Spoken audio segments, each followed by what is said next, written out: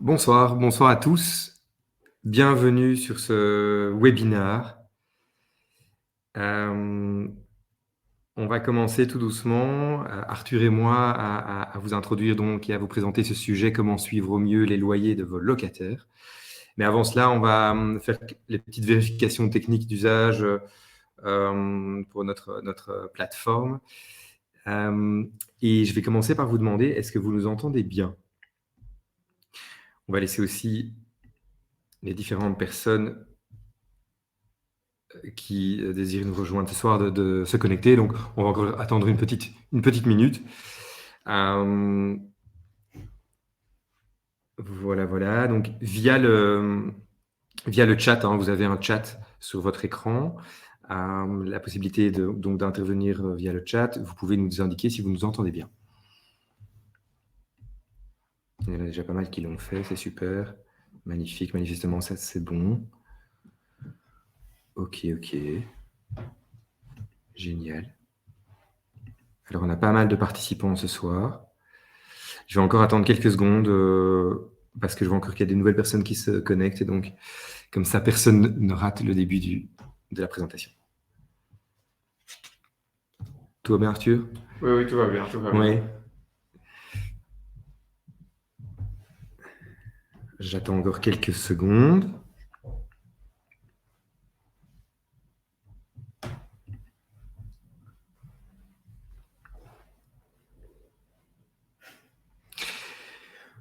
Eh bien, écoutez, il est 17h02, donc on va tout doucement commencer. Première chose, merci à tous d'être présents. Vous êtes venus en nombre ce soir. Et voilà, chaque fois qu'on fait des nouveaux webinaires, il y a de plus en plus de participants. Donc, merci beaucoup. Et ce soir, on a chez Smoovin l'immense plaisir d'accueillir le bureau d'avocat Schoops, qui va donc nous aider à mieux comprendre cette problématique du suivi des paiements des loyers. Et pour ce faire, nous recevons Arthur. Bonsoir Arthur. Bonsoir Corentin, ça va? Ça va très bien et on est vraiment super content de te recevoir ici. T'es OK si on se tutoie, ça te va? Ça va Oui, pour c'est toi? très bien. Okay. Le plaisir est partagé d'ailleurs d'être ici aujourd'hui. Génial. Voilà, nous on est vraiment super contents d'avoir ton expertise, l'expertise de votre bureau d'avocat qui est très connu ici en Belgique.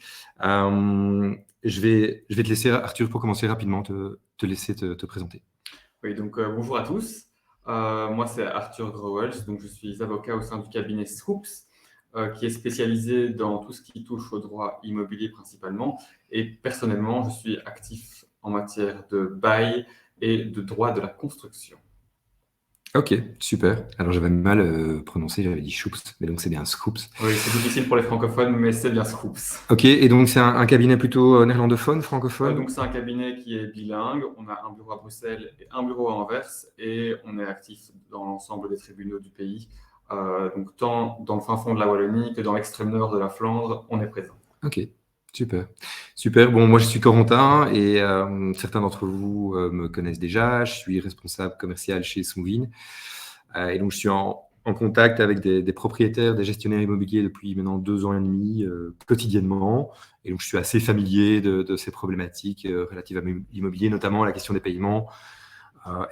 Nous est familière et donc je vais essayer aussi de pouvoir apporter un tout petit peu de contenu, mais c'est surtout toi ce soir Arthur on va vraiment essayer de profiter de ton expertise pour pouvoir faire bénéficier de ce contenu-là à toutes les personnes qui ont décidé de nous suivre. Alors, avant de débuter, pour toutes les personnes qui suivent le webinaire, vous avez via la plateforme ici Livestorm que nous utilisons pour nos webinaires la possibilité de poser des questions, d'intervenir sur le chat. Donc, n'hésitez pas, ça se passe en bas à droite de votre écran. Pour les questions, vous utilisez l'onglet questions, mais vous pouvez aussi utiliser l'onglet chat pour les questions. Donc, voilà, c'est pas toujours très clair lequel utiliser. On va regarder les différents onglets, donc allez-y, utilisez-les un maximum. On va essayer que le webinaire soit le plus interactif possible. Donc, on ne peut pas garantir qu'on répondra à toutes les questions, mais posez-les et dans la mesure du possible, on répondra aux questions. Si jamais il y a vraiment des questions auxquelles on n'a pas pu répondre, on essaiera d'y répondre par email dans les jours prochains. Et Tout le monde nous entend toujours bien. J'ai quelqu'un qui dit qu'il n'a plus de son ici. Tout le monde nous entend toujours bien? Apparemment, c'est revenu. C'est revenu. Le son Ok. est dessus. Bien. Effectivement. Tout à fait. Bon, eh bien, on rentre dans le vif du sujet. Et donc, le prochain point ici, et je passe le slide. Et voilà, le slide apparaît. La statistique ici que nous, chez Smoovin, on a pu sortir de nos données, est que, en général, on a 6% des locataires payent leur loyer avec du retard. Et donc, dans 6% des cas, un retard de paiement doit être envoyé. Donc, on voit ici que c'est une problématique très importante pour toutes les personnes qui pensent à l'investissement immobilier. Et donc, nous, sous Smoovin, on constate cette donnée-là. Et donc, ça prouve bien que c'est une donnée centrale.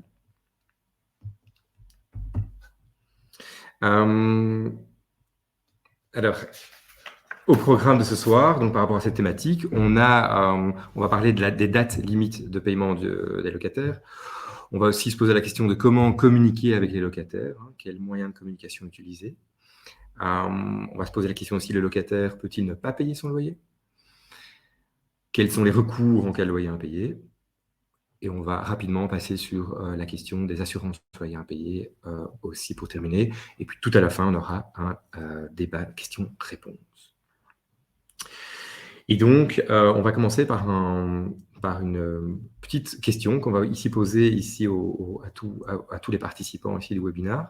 C'est, juste pour se mettre un peu en jambes, c'est quel type de bien immobilier gérez-vous?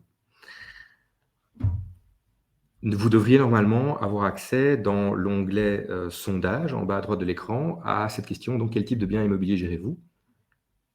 Et donc, je vous laisse répondre à cette question-là ici à tous les participants. Alors, on laisse quelques secondes, mais on a déjà pas mal de réponses. Les gens sont réactifs ce soir. Exactement, Arthur, tu as bien raison. Et donc, je ne sais pas si tout le monde a pu répondre au vote. Pas encore tout le monde, je vais encore laisser quelques instants. Alors, on n'est pas très étonné, Arthur, je ne sais pas ce que tu en penses par les résultats ici. Je ne suis pas très étonné, d'autant qu'effectivement, ici, c'est le résidentiel qui l'emporte pour l'instant. Et de toute façon, il est clair qu'il y a plus de bâtiments de nature résidentielle que de bâtiments de nature commerciale. Donc.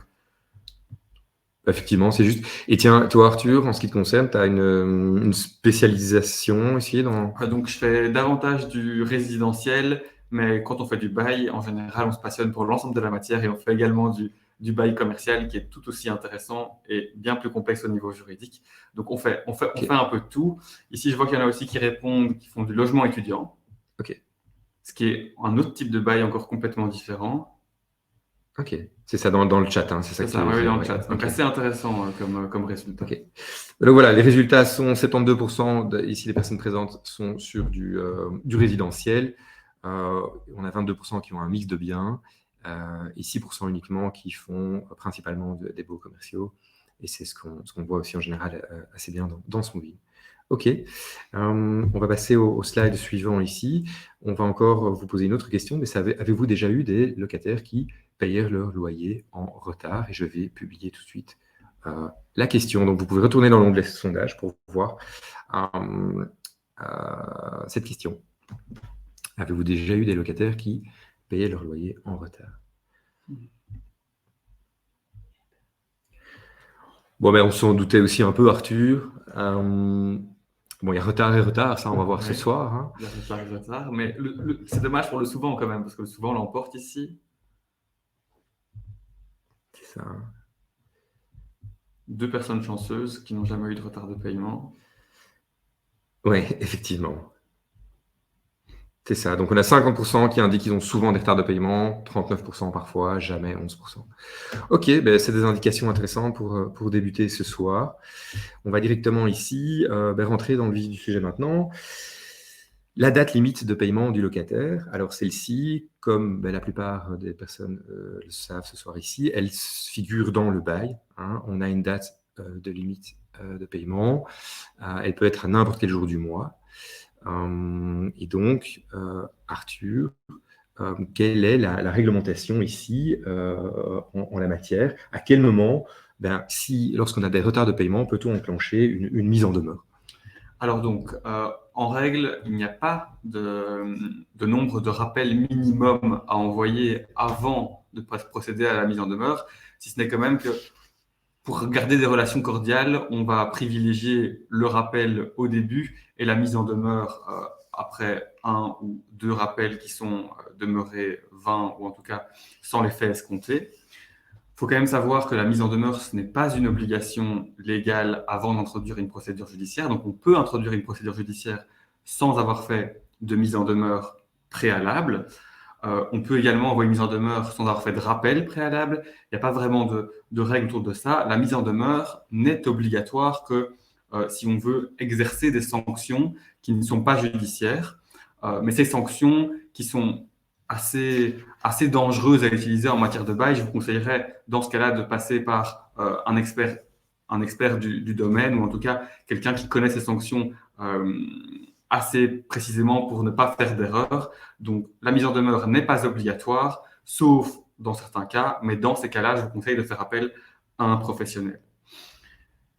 Il y a également une date importante qu'il faut retenir en tant que bailleur, c'est que après 5 ans sans avoir réclamé ses loyers, il y a le mécanisme de la prescription qui va intervenir et donc qui va finalement priver le bailleur du droit de réclamer des loyers. En 5 ans, c'est quand même long, donc normalement, on doit avoir le temps de récupérer ses loyers dans l'intervalle, mais imaginons que vous ayez oublié, vous avez 5 ans, c'est une date qu'il faut bien garder à l'esprit. 5 ans, c'est long, mais parfois, ça passe vite, ça dépend un peu de la manière dont on gère son patrimoine immobilier. Au niveau de la mise en demeure, alors il y a un nouveau code, enfin un nouveau livre du Code civil qui va entrer en application à partir du 1er janvier 2023. Et ce code prévoit une nouveauté au niveau de la mise en demeure, donc qui est mise en lumière sur le slide. Donc ça s'appelle la mise en demeure anticipée. Alors la mise en demeure anticipée, c'est quoi? C'est la possibilité de mettre en demeure son locataire avant même qu'il ne soit réellement en défaut de paiement ou en retard de paiement. Alors, ça fait partie des sanctions un peu particulières avec lesquelles il faut faire attention parce que donc, c'est dans des cas très très limités qu'on va utiliser. Donc, il faut être quasiment certain en tant que bailleur que le preneur ne payera pas. Il ne s'agirait pas de le mettre en demeure tous les 15 du mois pour être certain qu'il paye son loyer à la fin.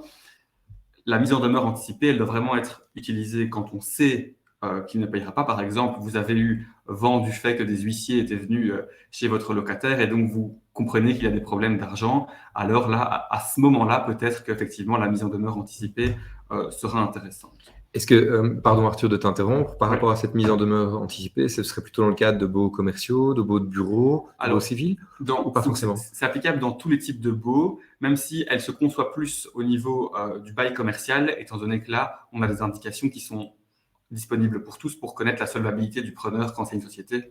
Donc au niveau des comptes qui sont publiés, etc., ou sur le site Compagnie Web qui donne de très bonnes informations par rapport à la solvabilité des entreprises. Donc c'est applicable pour tous, mais on l'utilisera, à mon avis, plus dans le bail commercial. Après, ici, la loi n'est toujours pas entrée en vigueur, donc j'en ai pas encore rédigé une. Mais le jour où j'en rédigerai une, je me rappellerai du séminaire et ce sera bien sympa. Alors, autre petite chose à préciser pour les mises en demeure, et c'est la dernière chose sur laquelle je reviendrai. Donc, la mise en demeure adressée par une entreprise à un consommateur. Donc, si vous gérez vos biens via une société, que ce soit du résidentiel ou du bail commercial, et que le locataire n'est pas une entreprise, donc n'utilise pas le bien dans un but économique, alors lorsque vous faites une mise en demeure, il y a une loi particulière qui s'applique et qui impose une série de données qui doivent être contenues dans la mise en demeure. Et en plus de ça, elle impose que la mise en demeure doit prévoir un délai de 15 jours en dehors lequel le locataire peut payer du coup son loyer en retard. Donc ça laisse un peu plus de marge de manœuvre pour le locataire, histoire qu'il ne se fasse pas, enfin s'il a trop de dettes, il lui reste quand même un délai de 15 jours pour s'arranger. Cette imposition de délai de 15 jours n'existe pas entre deux consommateurs ou entre deux entreprises, ou alors même si vous êtes bailleur à titre privé et que le locataire est une entreprise. Ok, Ok, super intéressant, Arthur. Mais je pense qu'on reviendra de toute façon sur ces questions de mise en Oui, oui, à demeure, mon avis. etc., par la suite. Notamment dans le prochain sujet ici qu'on va aborder, c'est la question des communications, hein. Comment rappeler au locataire de payer son loyer en cas de retard. Et donc ici, on va refaire, on va faire de nouveau ici une enquête pour introduire ce sujet-ci.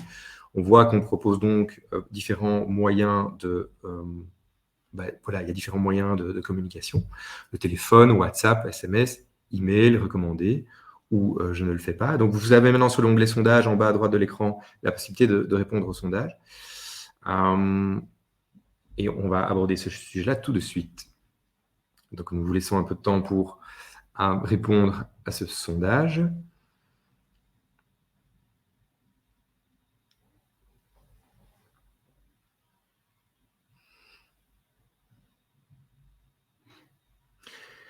Bon, on voit évidemment ici, on a déjà pas mal de personnes qui ont voté. On a une grosse majorité d'emails. De nouveau, c'est pas très étonnant. On n'a aucun courrier recommandé, par contre. Ça, c'est un peu plus, ça l'est un peu plus. SMS, WhatsApp. C'est vrai que nous, chez Smoovin, on a beaucoup d'échos, beaucoup de retours, comme quoi WhatsApp est de plus en plus utilisé voilà, dans les relations entre locataires et propriétaires. Donc, cette donnée-là ne m'étonne pas trop. Et donc, je propose de passer au slide suivant. Et donc, comment communiquer avec le locataire? On voit qu'il y a plusieurs modes de relance, soit les appels, les SMS, les emails, les lettres recommandées. Et donc, la question ici, Arthur, que je veux te poser, c'est est-ce que tous ces moyens de communication ont-ils la même valeur juridique? Est-ce que tu peux donner un conseil aux personnes qui nous suivent ici sur la façon dont il faudrait procéder? Alors effectivement, tous ces modes de communication ont la même valeur juridique. Malheureusement, en cas de litige, ce n'est pas la valeur juridique qui aura le plus d'importance, c'est ce qu'on appelle la valeur probante, donc la force avec laquelle on arrivera à apporter la preuve de la mise en demeure ou de la communication qui est intervenue devant le tribunal. Donc, je ne vous cache pas que malheureusement, quand on passe un coup de téléphone, alors ok, dans le téléphone, on s'est prouvé qu'un appel est intervenu ce jour-là, mais on ne s'est pas prouvé ce qui s'est dit. Donc, il faut faire relativement attention avec le téléphone. Alors, un moyen pour pallier à ce problème dont on ne sait pas ce qui s'est dit pendant l'appel téléphonique, on va se dire c'est d'enregistrer. Mais là également, il faut faire très attention parce qu'on ne peut pas enregistrer quelqu'un au téléphone comme on en a envie. Et la première chose à faire, c'est quand on est au téléphone, si on compte enregistrer pour l'utiliser comme preuve plus tard, il faut prévenir la personne qu'on a au téléphone qu'on enregistre et il faut la prévenir au début de l'appel. C'est ça. Donc, à ce niveau-là, il faut quand même faire attention, d'autant que si quelqu'un m'appelle et qui me dit oui, j'enregistre l'appel, mon premier réflexe, je pense que ça va être de raccrocher. Donc, je pense que le coup de téléphone, c'est bien pour un premier rappel amiable. Rien n'empêche de le doubler avec un SMS juste après pour dire je vous rappelle ce que je vous ai dit au téléphone. Ok, ça c'est intéressant parce que je te coupe Arthur, c'est vrai que beaucoup des propriétaires, nous de notre côté, ils indiquent ils vont privilégier le téléphone parce qu'ils veulent garder une bonne relation avec leur locataire et conserver une relation saine.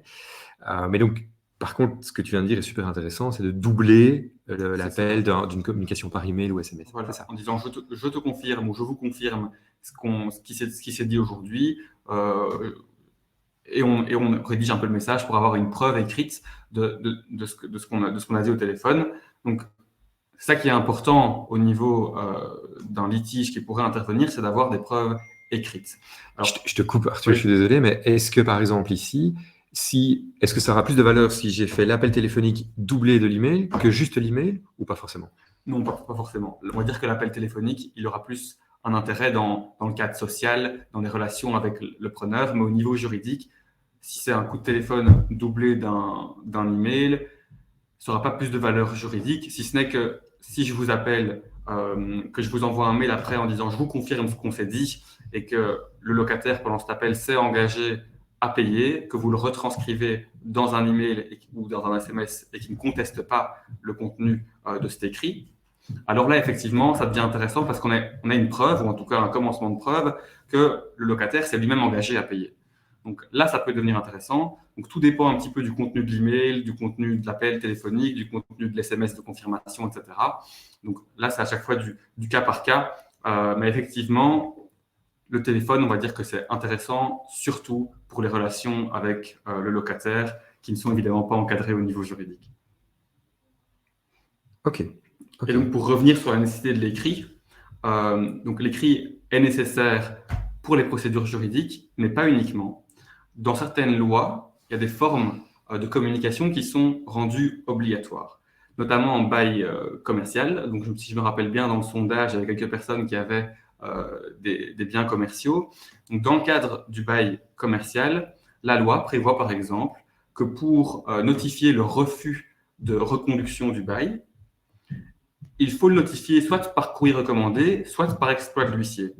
Donc là, c'est aussi important de porter son attention sur la forme que va revêtir la communication, parce que si elle ne revêt pas la bonne forme, alors elle sera nulle et sans les effets escomptés. À ce niveau-là, pour ce qui est des formes, il y a aussi des assurances loyers impayés, qui prévoient que pour intervenir, une clause par exemple, elles imposent au bailleur d'avoir communiqué 2 fois par écrit au locataire pour lui notifier son retard de paiement. Et elles disent clairement que s'il n'y a pas eu ces 2 fois par écrit, alors elles n'interviendront pas et elles ne vont pas indemniser le bailleur qui se retrouve avec des loyers impayés malheureusement. Ok. Donc l'écrit, il faut le privilégier tout le temps, même si on passe par téléphone, il faut le doubler d'un écrit, c'est bien plus safe pour le bailleur. Mais entre un SMS ou un WhatsApp et un email, a priori, pas de différence. Pas de différence. Entre un email, un SMS, un WhatsApp, pas de différence. Tant qu'on sait faire un screenshot et le montrer au juge, tout va bien. Ok. Et moi, j'ai une question. Est-ce qu'un locataire peut refuser un certain mode de communication? Par exemple, SMS, je veux pas, ne veux que passer que par lettre. Et email non plus. Alors, on pourrait prévoir dans le contrat de bail une modalisation des modes de communication. C'est totalement possible, tout le monde peut le faire, mais le locataire ne pourrait pas refuser un mode de communication si ce n'est pas prévu dans le bail et s'il n'y a pas de juste motif de le refuser. Ok, super Arthur, super intéressant, vraiment. Merci beaucoup. Moi, ce que je rajouterais juste ici, c'est très important de conserver l'historique de tous les échanges qu'on a avec le locataire. C'est vrai qu'une solution comme Smoovin apporte cet archivage systématique des courriers. Et donc, le jour où il faut constituer un dossier, cet archivage est très intéressant et très important. Ok. Je vais passer au slide suivant maintenant. Et le sujet suivant est, je pense, aussi très, très important. C'est le locataire peut-il ne pas payer son loyer? C'est une question à laquelle on est souvent confronté chez Smoovin. Et donc, on voulait te poser la question, Arthur. Peut-il, pour une raison ou une autre, ne pas payer son loyer? Alors, on est bien d'accord qu'en principe, le locataire paye son loyer, ça c'est certain. Mais il existe des situations où effectivement, le locataire peut être exonéré partiellement ou très rarement totalement de son obligation de payer les loyers. Donc ces hypothèses-là, elles visent notamment les situations dans lesquelles le bailleur serait en défaut de remplir une de ses propres obligations. Je pense notamment à l'obligation d'entretien ou de réparation du bien. Donc dans ce genre de situation-là, le locataire, pourrait dire au bailleur « je ne paye plus, admettons 30% du loyer, jusqu'à ce que vous m'ayez réparé ma chaudière ». C'est une possibilité. Alors, il y a plusieurs conditions pour faire appel à ce mécanisme. La première, c'est que le locataire ait mis en demeure le bailleur, parce que là, la mise en demeure est obligatoire avant de pouvoir réduire son loyer, parce que la réduction de prix est une des sanctions hors judiciaire dont je vous parlais tout à l'heure.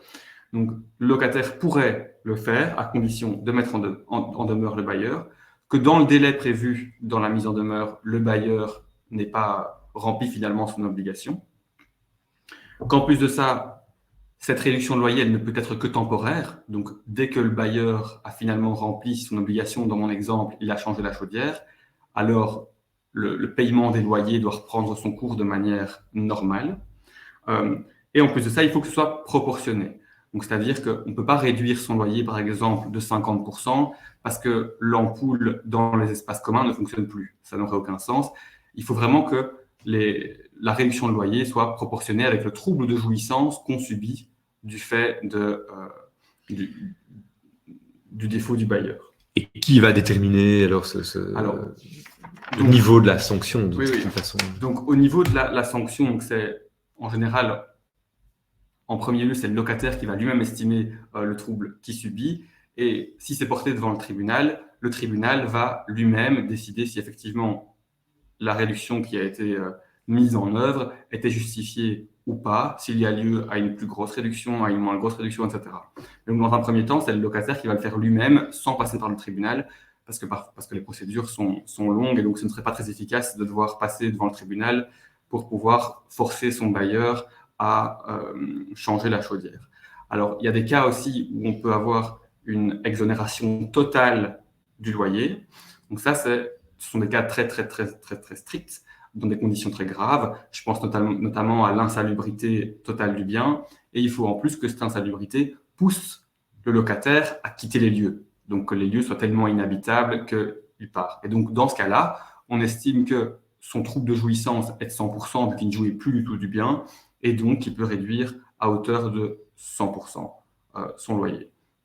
Donc pour savoir si un bien est insalubre, on va notamment se baser sur des critères tels que l'humidité, des installations électriques qui sont un peu trop dangereuses, s'il fait froid, enfin une insuffisance de chauffage. Mais de nouveau, il faut contextualiser. L'insuffisance de chauffage en été, ce n'est pas forcément une cause d'insalubrité, vu qu'on n'a pas spécialement froid en été. Donc il faut vraiment avoir égard à l'ensemble des données du cas d'espèce. Donc c'est de nouveau quelque chose qui se fait au cas par cas. Ok Arthur, mais donc ça signifie que le locataire peut se faire justice. À partir du moment où il envoie le recommandé et qu'il a une bonne raison, il peut se faire justice. Donc ce n'est pas réellement se faire justice, c'est ce qu'on appelle l'exception d'une exécution, où on dit entre guillemets, si tu ne remplis pas ton obligation, il n'y a pas de raison que je remplisse la mienne. Donc c'est dans cet ordre d'idée-là, mais clairement, si c'est injustifié, il finira par payer en allant devant le juge, comme si c'était un vulgaire retard de paiement. Ok, super, super Arthur. Je ne sais pas si quelqu'un a une question par rapport à ce qui vient d'être dit. On n'a pas encore eu trop de questions ici sur le chat, n'hésitez pas. Monsieur Jean, ici, il n'y a aussi qu'une réponse possible à la question comment communiquer avec le locataire, ce qui biaise un peu la réponse. Je vois toutes les réponses. Oui. Dans le sondage, il y a peut-être eu un problème sur l'ordinateur de monsieur. Effectivement, il y avait plusieurs suggestions de réponses dans le sondage. Monsieur Franco dit que je crois qu'il y a un délai de 40 jours, j'imagine. Au propriétaire. Oui, alors le délai de 40 jours en cas de travaux, c'est un délai particulier donc, qui n'entre pas dans ce cadre de l'exception d'une exécution. C'est dans le cadre où c'est le bailleur qui tient à faire des réparations dans le bien qui ne sont pas spécialement à la demande du preneur. Donc, les 40 jours, c'est une hypothèse à part et ça n'entre pas dans le cadre ici de la discussion sur le retard de paiement. Ok, merci Monsieur Francotte pour cette question. Je ne sais pas si quelqu'un d'autre a une question par rapport à...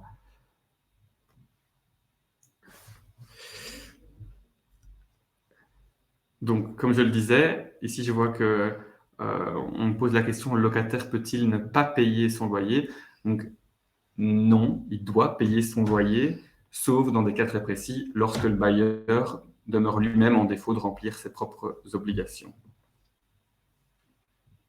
Oui, c'est possible dans plein de cas. Il n'y a pas que la chaudière, il n'y a pas que l'humidité. Ça peut être tout ce qu'on considère comme un trouble de jouissance. La douche qui ne fonctionne plus, ça peut aussi être un motif pour réduire son loyer. Mais si c'est juste la douche, peut-être pas à hauteur de 30%, peut-être à hauteur de 25%. Mais bon.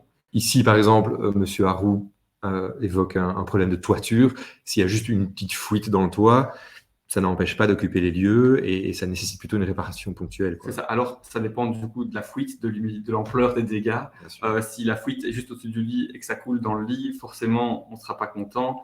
Et une des sanctions envisageables pour forcer le bailleur à avancer, c'est de réduire son loyer. Mais de nouveau, si c'est juste une fuite, ça risque d'être compliqué de réduire son loyer, en tout cas dans des gros montants. Ok. Alors, Monsieur Francotte, de nouveau une question. Les 5 ans sont également pour une réclamation du locataire vers le bailleur. Les 5 ans. Donc- Non. Donc, dans le cadre du locataire qui doit faire des réclamations envers le bailleur, c'est un autre délai de prescription. Et c'est un délai de 10 ans, si je ne me trompe pas, mais ça reste à vérifier dans le code civil. Ok. Il y a une question en anglais, question aussi, pour une fois. Oui, mais attendez, il y a juste Michel qui indique ici, avez-vous une idée des frais de justice et des délais de moyens de résolution? On va y revenir plus tard, donc ça. Alors ici, je vais rester sur les questions en lien avec le webinaire. Un locataire peut-il suspendre partiellement son loyer dans le cas où 4 gâches sur 3 de la porte blindée ne fonctionnent pas et que nous attendons le devis pour réparer? Alors, je ne sais pas répondre à cette question précisément parce qu'il faudra que je vois un petit peu ce que dit le contrat de bail ou l'état des lieux par rapport à cette porte. Mais de manière générale, dès qu'il y a un défaut d'exécution, on peut suspendre son loyer. Si le devis a été commandé et que le bailleur a rempli toutes ses obligations, ce n'est pas de la faute du bailleur s'il y a des délais de livraison qui sont un peu plus élevés. Donc c'est de nouveau à voir au cas par cas. Mais je pense que commander un devis et faire appel à un entrepreneur, c'est déjà, en partie en tout cas, remplir son obligation en tant que bailleur. Ok, merci Arthur, c'est super clair. On va passer au slide suivant qui est les recours de retard de paiement. Alors ici, on va parler à l'amiable. Alors moi, je vais un peu prendre ici le relais, Arthur, si tu veux bien. Parce que sur Smoovin, c'est vrai qu'on est souvent confronté aux questions de nos utilisateurs. Voilà, ils sont confrontés à des situations où les locataires leur demandent des réductions de loyer, des gratuités de loyer. Et aussi des situations où les locataires ont des gros retards de paiement. Ils nous demandent un peu comment on peut les aider à solutionner leurs problématiques. Alors, le premier point ici, c'est proposer une gratuité ou une réduction. Ça, c'est des éléments qu'on va plutôt retrouver dans les baux commerciaux, hein, quand un bail commercial est discuté et négocié entre un commerçant et un bailleur. Eh bien, il va y avoir la possibilité pour le commerçant de négocier une période de gratuité, plusieurs mois de gratuité au démarrage du bail, ou des périodes de réduction aussi. Donc, on va avoir des loyers réduits pendant plusieurs mois, voire plusieurs années. Donc ça, c'est des choses qu'on voit fréquemment pour les baux commerciaux et les baux civils et les baux de bureau. Maintenant, pendant la période Covid, on a vu apparaître toute une série de pratiques qui n'existaient pas forcément avant. Et donc, des bailleurs ont été amenés à octroyer des réductions ou des périodes de gratuité à des locataires aussi. Donc, ça s'est étendu à d'autres domaines que juste les baux commerciaux. Ça, c'était vraiment lié à la période Covid. Là, je vais passer maintenant au point 2, proposer un plan d'appurement. C'est aussi des choses qu'on a beaucoup vues pendant la période Covid. Et donc, c'est la possibilité de répartir une dette d'un locataire sur plusieurs mois. Et donc, dans Smoovin, on avait la possibilité donc, de prendre une dette et de créer un plan d'appurement sur plusieurs mois, ce qui va permettre au locataire d'un peu respirer et de pouvoir étaler sa dette sur plusieurs mois. On a aussi la possibilité d'une procédure de conciliation qui n'est pas une procédure en justice. Et donc ici, Arthur, je me tourne vers toi. Qu'est-ce qu'une procédure de conciliation? Est-ce qu'on peut parler ici de procédure à l'amiable? Donc, il y a plusieurs types de procédures de conciliation, mais en matière de bail, celle qui est la plus utilisée, c'est la procédure de conciliation devant le juge de paix. Donc, effectivement, c'est une procédure de résolution de conflit amiable, mais qui se passe devant un organe judiciaire, à savoir le juge de paix. Donc cette procédure, elle a l'avantage d'être gratuite, premièrement, ce qui est assez intéressant, mais en plus de ne pas nécessiter la présence d'un avocat. Donc n'importe qui peut introduire une requête devant le juge de paix pour convoquer son locataire en conciliation. Alors, ça a aussi l'avantage d'interrompre la prescription. Donc, ce délai de 5 ans dont on parlait tout à l'heure, on peut l'interrompre et le faire redémarrer à zéro, notamment par l'introduction de ce genre de procédure en conciliation devant le juge de paix. À la fin de la procédure de conciliation, donc, le juge de paix aura deux solutions. Soit constater qu'il n'y a pas de conciliation et donc faire un procès verbal de non-conciliation et chaque partie reprend ses droits pour pouvoir poursuivre une action en justice, ou soit acter l'accord qui est intervenu. Et là, ce qui est intéressant, c'est que l'accord sera consacré dans un acte du pouvoir judiciaire et donc pourra être exécuté par un huissier de justice, notamment par voie de saisie, si le locataire, malgré le fait qu'il a promis de payer son loyer, ne l'a pas fait. Avec la conciliation, on aura un acte équivalent à un jugement. Donc, il faut vraiment que les deux parties soient d'accord à la fin de cette procédure. On est d'accord? Oui, pour avoir un... Donc, si on n'est pas d'accord, malheureusement, le juge ne prendra pas de décision à ce moment-là et il faudra faire une nouvelle procédure, une procédure juridictionnelle pour que le juge tranche les questions qui lui sont soumises. Ok. On a une question ici de Monique. Peut-être qu'on y reviendra par après, mais avant de recourir au juge de paix, doit-on faire appel à un huissier? Est-ce qu'on va y revenir sur le... On y reviendra après. Ok, parfait. Donc, justement, on va passer au slide suivant, hein. Voilà, maintenant ici vraiment, en cas de retard de paiement, le recours judiciaire. Et donc, qu'est-ce que tu peux nous dire ici?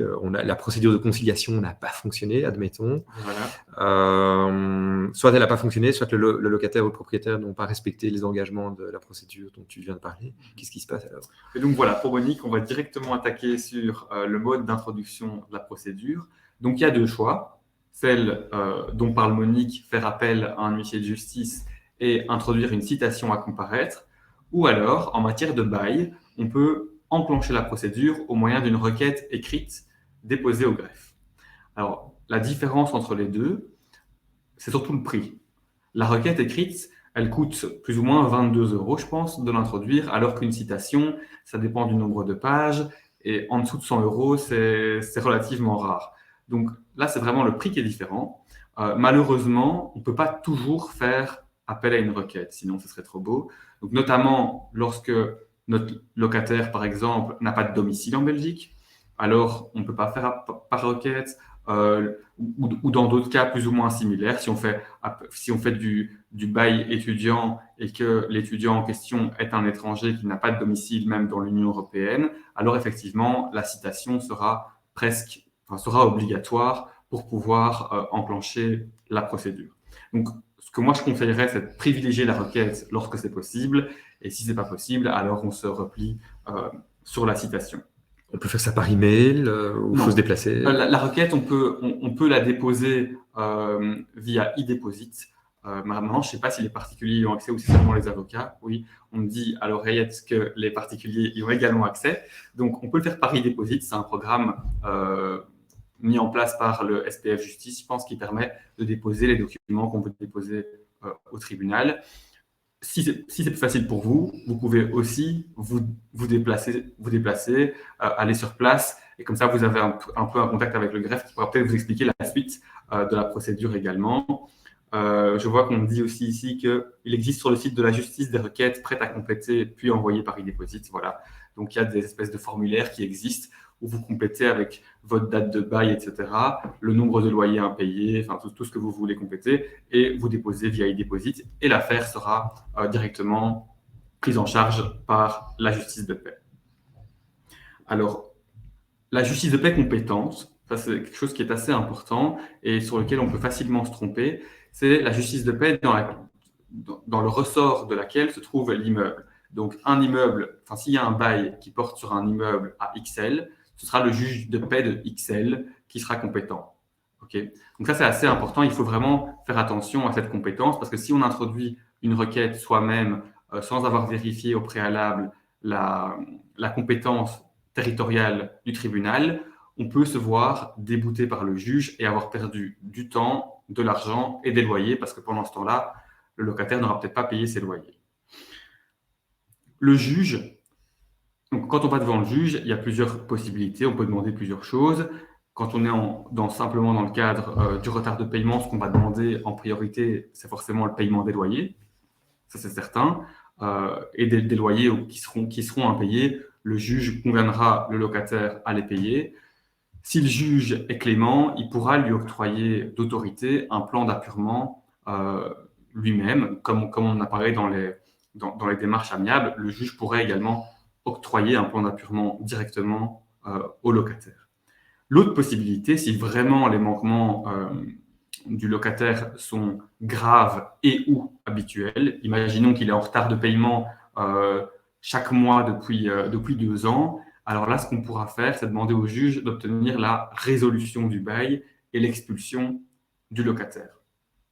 Donc, pour pouvoir obtenir ce genre de résultat, le juge fera attention notamment à la gravité de la faute du locataire, sa situation sociale également, parce qu'on n'exclut pas tous les locataires de la même manière, et enfin, les actions qu'aura menées le bailleur avant la procédure, que ce soit le fait d'offrir déjà un plan d'appurement, de faire plusieurs rappels, plusieurs mises en demeure, etc., ce sera également pris en compte par le juge pour savoir si on expulse, entre guillemets, tout de suite, ou si d'abord on fait un plan d'appurement.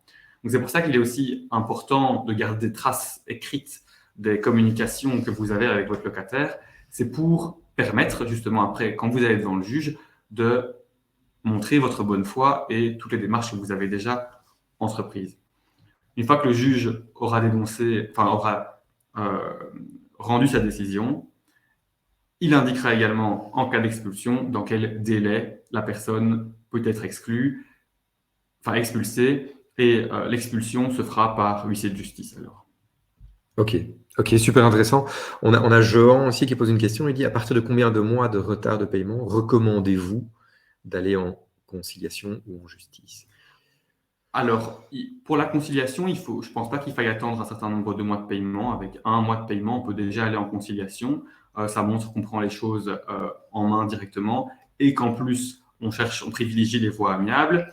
Après, ça dépend quel est le résultat que vous comptez obtenir. Si vous voulez juste obtenir la condamnation aux arriérés de loyer sans obtenir l'expulsion, alors vous pouvez y aller également après 1 mois. S'il n'y a qu'1 mois de loyer, par contre, le juge n'ordonnera que très très rarement l'expulsion.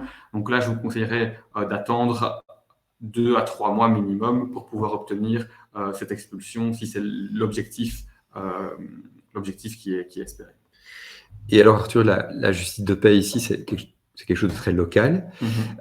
Est-ce qu'en fonction des régions, on a une justice de paix qui agit différemment, qui prend des décisions différentes? Parce que tu parles ici de situation sociale du locataire. Est-ce qu'on peut s'attendre à ce que dans certaines régions, la justice de paix soit plus clémente avec les locataires que dans d'autres régions? Alors, chaque justice de paix a sa propre jurisprudence. Donc, ils ont finalement, peut-être qu'à la justice de paix d'Éturbet, qui vont dire qu'il faut 3 mois de loyer pour expulser, et qu'à la justice de paix de Saint-Gilles, ils vont dire qu'il en faut 5. Donc, ça, c'est des exemples, je ne connais pas leur jurisprudence par cœur. Mais donc, effectivement, chaque justice de paix applique le droit avec son interprétation et avec son regard. Le juge, c'est un être humain. Quand il va poser son regard sur une situation, il le fera en fonction de sa propre expérience et en fonction de son histoire. Donc forcément, chaque juge réagit différemment à la situation qu'on lui soumet. Ok, donc pour le propriétaire, c'est important de connaître un peu la justice de paix du lieu où il investit, du lieu où il a des biens. Mais, oui, en effet, mais bon, globalement, un manquement qui est grave et habituel d'un côté le sera très probablement de l'autre côté aussi. 5 mois de loyer non payé, c'est presque communément admis que c'est déjà un manquement suffisamment grave. Okay. Donc, ça dépend un petit peu, mais renseignez-vous auprès de votre avocat. Normalement, il connaît la justice de paix qui est assez proche. S'il pratique le bail, il saura vous aiguiller et vous indiquer s'il faut attendre encore 1 mois ou si on peut déjà lancer les hostilités. Ok. Super, merci Arthur, c'est vraiment super intéressant. On continue toujours et là on voulait vous poser une petite question, un petit sondage. Avez-vous déjà dû lancer une procédure de loyer pour loyer impayé? Je vais lancer le sondage tout de suite. Voilà, donc je vous rappelle en bas à droite de l'écran, dans l'onglet sondage, vous avez la possibilité de... Avez-vous déjà dû lancer une procédure en justice pour loyer impayé? Alors, on va encore attendre un petit peu. On a eu 12 votes pour le moment. si les autres participants pouvaient répondre. Donc, c'est en bas à droite dans l'onglet sondage. Dans le chat, on a 2 oui et 1 non. On a 3 oui et 1 non maintenant dans le chat. Et sinon, dans l'onglet sondage, on a 67% de personnes qui ont indiqué qu'ils avaient déjà dû lancer une procédure en justice et 38% maintenant qui n'ont jamais qui ne sont jamais passés par cette étape-là. Donc on voit quand même qu'il y a une majorité de personnes qui ont dû passer par cette case-là. Et c'est vrai que moi, de mon côté, après avoir discuté avec énormément d'investisseurs, il y en a toute une série d'investisseurs qui vont très très vite devant la justice parce qu'ils ont eu des problèmes par le passé et ils ne veulent plus en avoir. Ils savent que ça peut être assez douloureux financièrement et très prise de tête. Et donc, ils font le choix après 1 mois, après 2 mois d'impayés, directement, ils vont devant le juge de paix.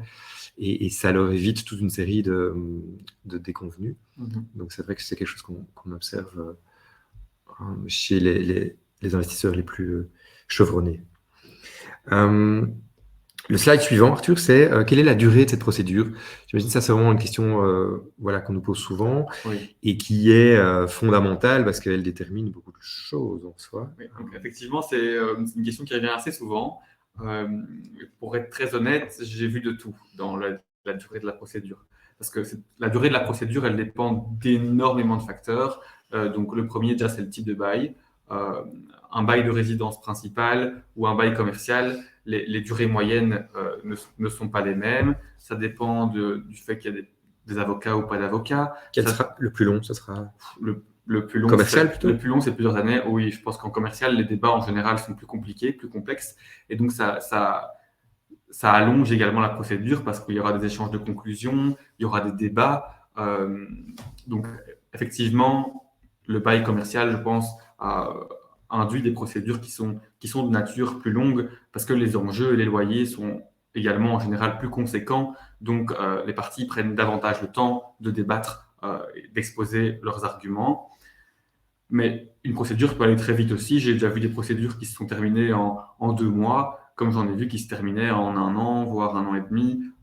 Puis il faut aussi se poser la question, est-ce qu'on ira en appel ou pas? S'il y a une procédure d'appel, la procédure est de nouveau allongée. Donc il y a énormément de facteurs qui doivent peser dans la balance. Ce que je vous conseille de faire, c'est de poser la question à votre avocat au cas par cas, parce qu'il pourra vous dire clairement en fonction de votre dossier, de votre contrat de bail, de la justice de paix qui est compétente, si ça prendra du temps ou pas, parce qu'effectivement, il y a des justices de paix qui sont plus débordées que d'autres. Donc, au niveau de la durée, malheureusement, j'adorerais pouvoir vous donner une durée type, et malheureusement, c'est beaucoup trop compliqué pour le droit du bail. Ok. C'est moins d'1 an ou plus d'1 an, tu dirais? Je dirais qu'en matière de bail de résidence principale, en général, c'est moins d'1 an. Ok, en général, c'est moins d'1 an.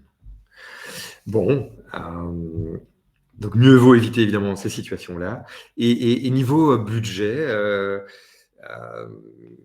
voilà, à quoi faut-il s'attendre? Alors ça, c'est la deuxième question. Non, je mens. C'est la première question, elle vient même avant la durée en général. Okay. Donc le budget, c'est une question qui est très très importante parce que quand on engage une procédure, il faut savoir se demander est-ce que finalement c'est dans mon intérêt au niveau financier, parce que quand on fait de l'investissement en matière de bail, c'est souvent un choix économique et un choix financier, et donc il faut pouvoir faire la mise en balance des intérêts.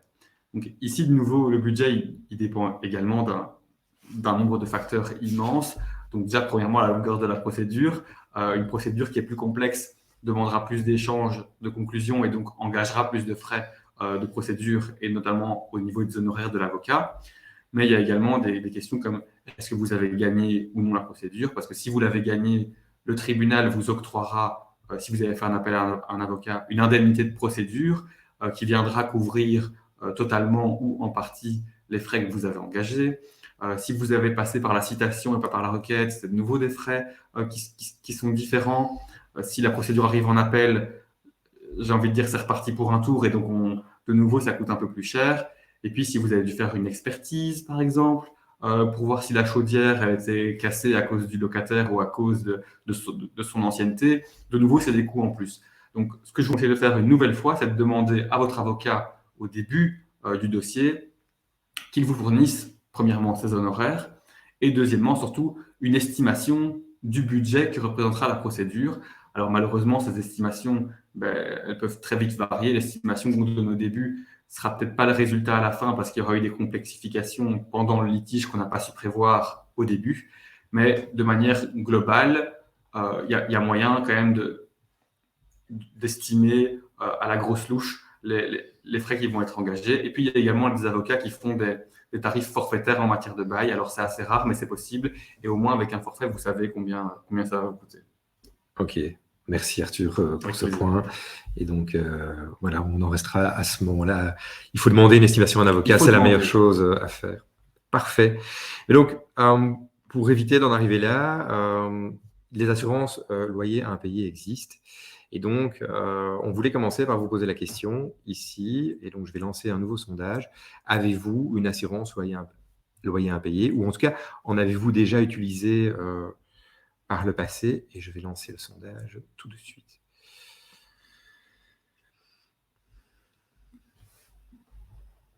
Alors, moi, je vais le dire tout de suite, en Belgique, c'est assez peu fréquent d'entendre parler des assurances loyers impayés. On est présent sur le marché français Smoovin depuis bientôt 2 ans. On en a un peu plus entendu parler de ce côté-là. Mais en Belgique, c'est peu fréquent. Et on le voit ici, le sondage, on a 86% des personnes qui n'ont jamais utilisé d'assurance loyer impayé. Je vais déjà passer au slide suivant ici. Donc, si oui, a-t-elle déjà été utile? Et donc, c'est vrai que pour quelques personnes qui ont répondu oui, est-ce que, et je vais lancer le sondage tout de suite, est-ce que ça a été utile ou pas? Je lance le sondage à l'instant.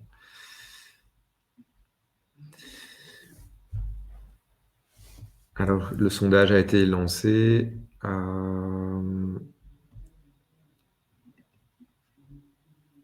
Non, mais donc voilà, manifestement, ça n'a pas eu. Donc on a 100% des personnes qui ont dit ici que ça n'avait pas été très utile.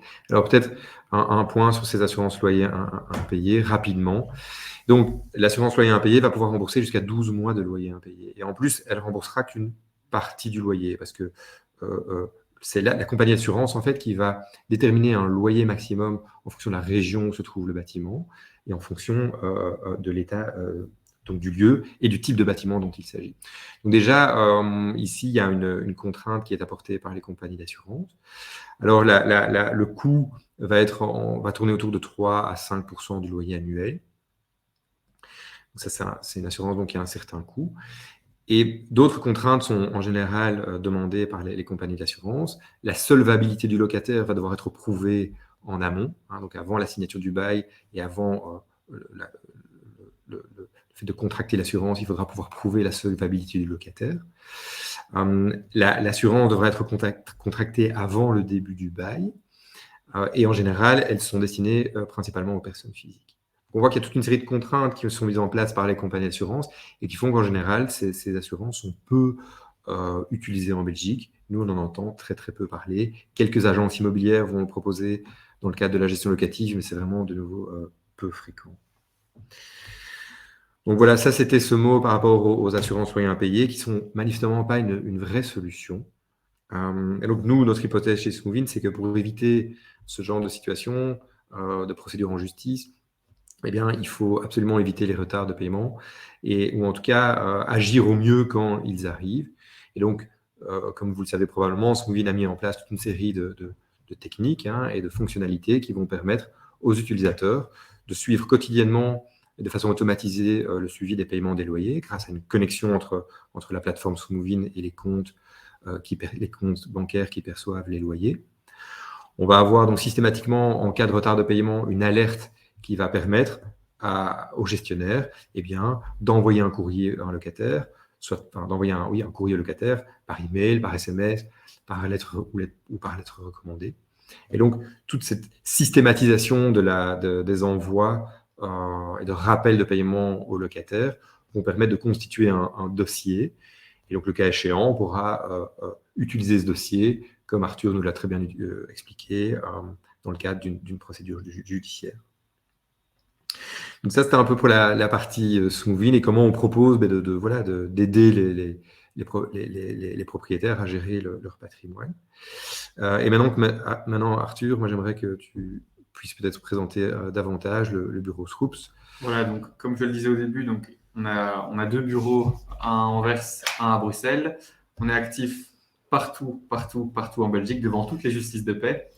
Et on a plus de 80 avocats qui sont actifs, notamment en construction et immobilier, dont le bail, mais également en droit des affaires, en droit public, en droit social. Et donc ici, vous me voyez, vous voyez mon adresse mail. N'hésitez pas à me contacter si vous avez la moindre question par rapport à votre situation personnelle. Et vous voyez également Maître Chantal de Smet Quintelier qui fera la présentation tout à l'heure en néerlandais. Donc si vous voulez lui envoyer un mail, vous pouvez également lui adresser vos questions. Parfait, merci Arthur. Ici, parmi les personnes qui nous regardent ici, quelqu'un souhaite recevoir les coordonnées de Arthur ou Chantal, on vous les transmettra avec plaisir dans les jours qui arrivent. Donc n'hésitez pas à nous faire la demande aussi. Ben voilà Arthur, on arrive tout doucement au terme de ce webinaire. On voulait juste peut-être laisser les participants ici poser une dernière question, participer. Je ne sais pas si vous avez des bonnes pratiques à conseiller. Vous pouvez, dans le chat, faire partager votre bonne pratique et nous expliquer ce qui a bien fonctionné pour vous ces dernières années dans le cadre de votre gestion immobilière et par rapport à cette problématique des loyers impayés. Donc voilà, on vous laisse partager toutes ces bonnes pratiques dans le chat et nous allons peut-être regarder s'il y a certains commentaires qui nécessitent des interventions de notre part. Donc je vais laisser les personnes. Alors, envoyez-vous la présentation. On peut l'envoyer sur demande. Donc, oui, on vous l'enverra, Jean, par email. Hein. On vous enverra le lien vers la présentation. Alors, Jean nous dit qu'il serait intéressant d'avoir des sessions plus axées sur l'utilisation pratique de Smoothing. Donc, Jean, moi, je vous invite à nous contacter. On fait des démonstrations par visioconférence gratuites. Et donc, n'hésitez pas à nous faire la demande. On se fera un plaisir de vous présenter cela. Donc voilà, si vous voulez, je ne sais pas s'il y a d'autres questions, remarques. Voilà, on va tout doucement terminer le webinaire. Merci beaucoup pour votre intervention. Arthur, merci beaucoup. Avec plaisir. Merci à vous de m'avoir accueilli. Ben, c'était avec plaisir, c'était super clair. Tu t'exprimes très bien et donc voilà, on sent que tu as une belle connaissance du sujet. Donc, merci encore et à très bientôt, j'espère. Avec plaisir. À très bientôt.